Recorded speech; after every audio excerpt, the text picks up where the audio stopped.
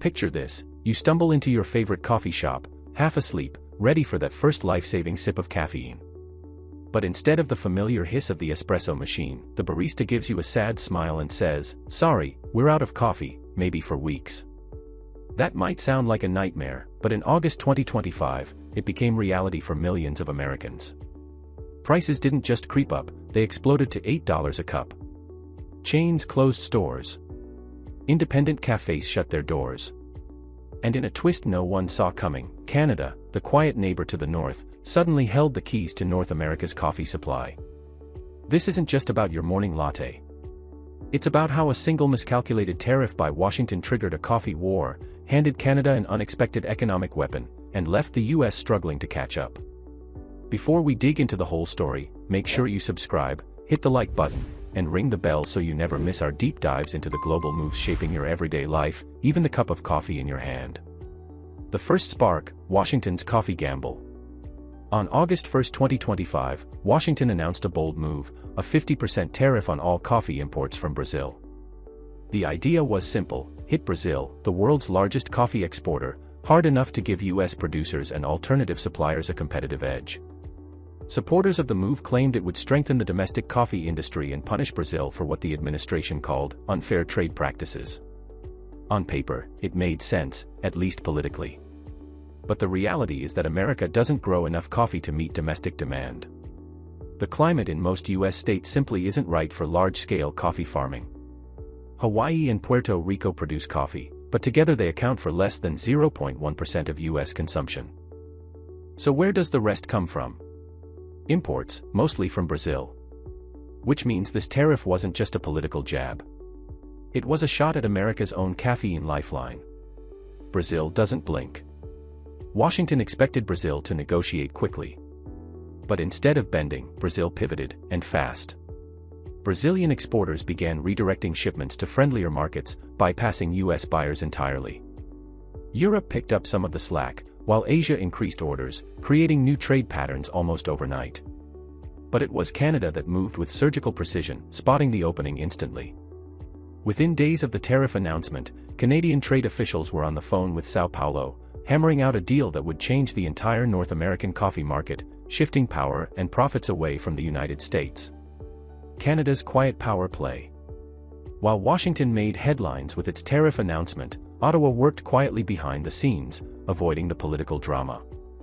The Canadian proposal to Brazil was irresistible, offering zero tariffs on Brazilian coffee imports, guaranteed multi-year purchase contracts, stable payment terms in a strong, convertible currency, and preferential shipping agreements through Vancouver and Montreal ports, all bundled into one strategic package.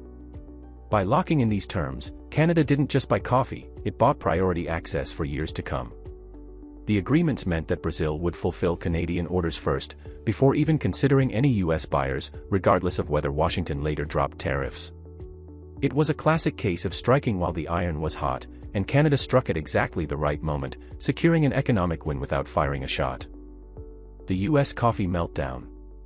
Almost immediately, US coffee roasters and distributors felt the pinch as supplies tightened.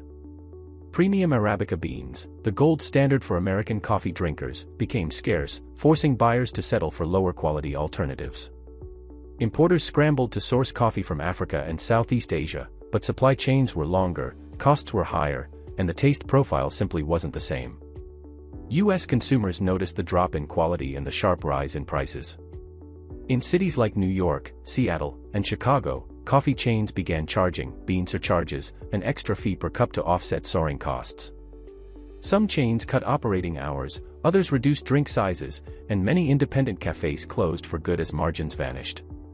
By mid-September, coffee prices in the US had doubled, and by October, they had tripled in some areas, making a simple morning coffee a luxury item for millions of Americans. Bean by bean, Canada took control. Here's where the strategy really paid off for Canada.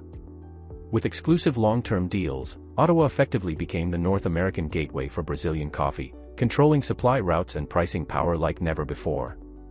If a US importer wanted those beans, they'd have to buy through Canadian middlemen, and at Canadian set prices. Suddenly, Canadian traders were making huge profits just by reselling coffee across the border, strengthening their position in global commodity trade. For decades, it was the US that dictated agricultural trade terms to its neighbors. Now, over something as everyday as coffee, Canada had flipped the script, turning a beverage into a powerful trade weapon. Why coffee matters more than you think. Coffee isn't just a drink. It's a $200 billion global industry with deep cultural and economic roots worldwide. In the US, it's a daily ritual for over 150 million people, cutting across every demographic and income level. Coffee shops employ hundreds of thousands of workers, from baristas to roasters to delivery drivers, all dependent on stable supply chains. When coffee prices spike, it doesn't just hit your wallet, it hits the entire economy, influencing restaurant revenues, shipping costs, and even grocery sales. Higher costs mean fewer customers, which means job losses, which leads to lower spending in other sectors, amplifying the crisis. This ripple effect was exactly what Washington underestimated. The coffee tariff wasn't just a trade measure. It was a self-inflicted wound that bled into every corner of American life, proving small commodities can have huge consequences. Behind the scenes, how Ottawa and São Paulo sealed the deal. Canadian negotiators knew they had a small window to act before other nations jumped in. Sources inside the talks say the first calls between Ottawa and São Paulo happened within 48 hours of Washington's tariff announcement, setting the tone for a historic trade shift. By the end of the first week, Brazil's largest coffee exporters had flown to Toronto for face-to-face meetings. The Canadians offered not just favorable trade terms, but joint investment in Brazilian coffee infrastructure, including port upgrades, warehouse expansions, and improved shipping lanes to ensure priority deliveries. In other words, Canada wasn't just buying coffee. It was investing in Brazil's ability to ship coffee faster and more efficiently, with Canadian orders always at the front of the line, guaranteeing long-term dominance in the North American market. Washington's political fallout. As the crisis deepened, the political backlash in Washington grew fierce. Small business owners rallied outside the Capitol, demanding an immediate rollback of the tariffs.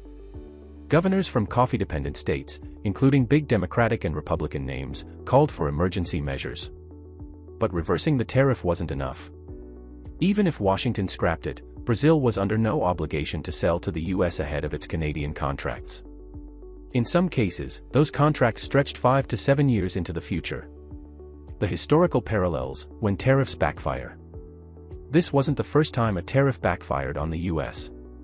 In the 1930s, the Smoot-Hawley Tariff Act triggered a global trade war that deepened the Great Depression. More recently, tariffs on steel and aluminum in 2018 hurt US manufacturing more than they helped. The coffee war of 2025 will likely join that list, as a textbook case of how not to use trade policy. Could this happen again? Absolutely, and not just with coffee. If Canada can seize control of a commodity America depends on, so can other countries. Imagine similar moves with seafood, rare earth minerals, or even certain pharmaceuticals. The lesson is clear: in a globalized economy, supply chains are fragile, and trade wars can shift power faster than anyone expects. The long game wins. In the end, this wasn't about who had more political power or who shouted the loudest. It was about who moved fastest and thought several steps ahead. Washington launched a tariff war thinking it would dominate. Canada saw an opening and turned it into a long-term strategic victory, bean by bean. And now, every time an American pays $8 for a cup of coffee, somewhere in Ottawa, a trade negotiator is probably smiling.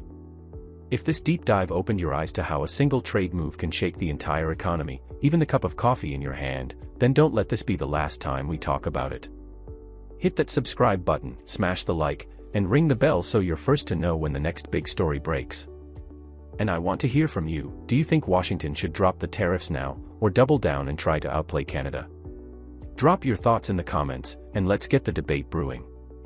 Most importantly, share this video with your friends, your family, and even your favorite coffee shop, because the more people understand how these trade wars work, the better prepared we all are for what's coming next.